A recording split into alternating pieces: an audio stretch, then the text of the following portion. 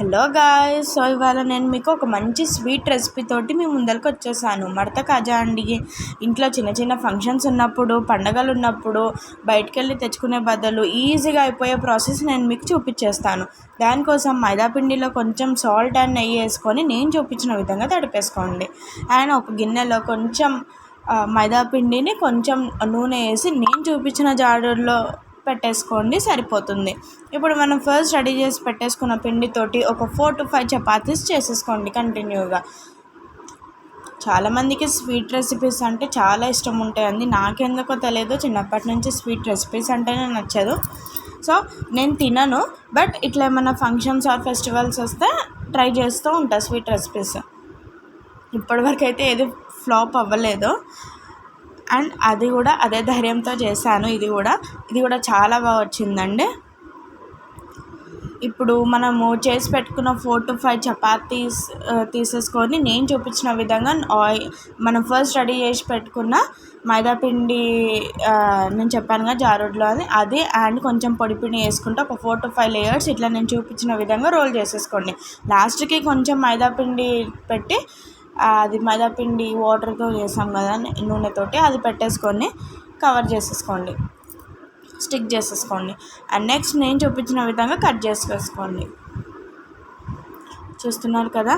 And ఎప్పుడన్నా సరే ఒక టిప్ గుర్తుపెట్టుకోండి, ఏమైనా స్వీట్ రెసిపీ చేసేటప్పుడు మైదాపిండిని జారుడ్లో మాత్రం తడుపుకోండి, ఎందుకంటే అది మొత్తం ఇట్లా విడిపోయే ఛాన్సెస్ ఉంటుందండి.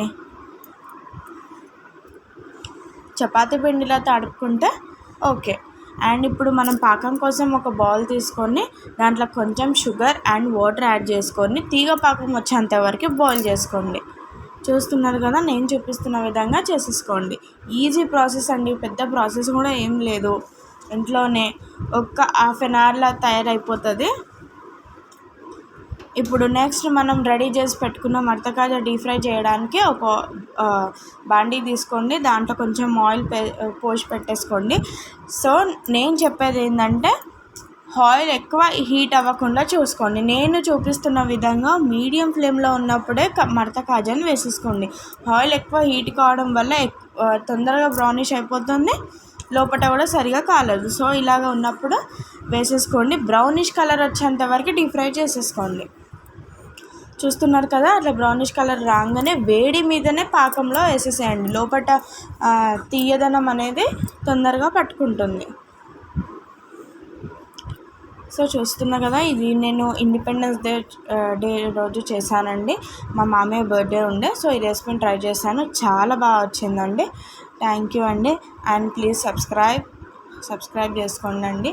Okay, bye.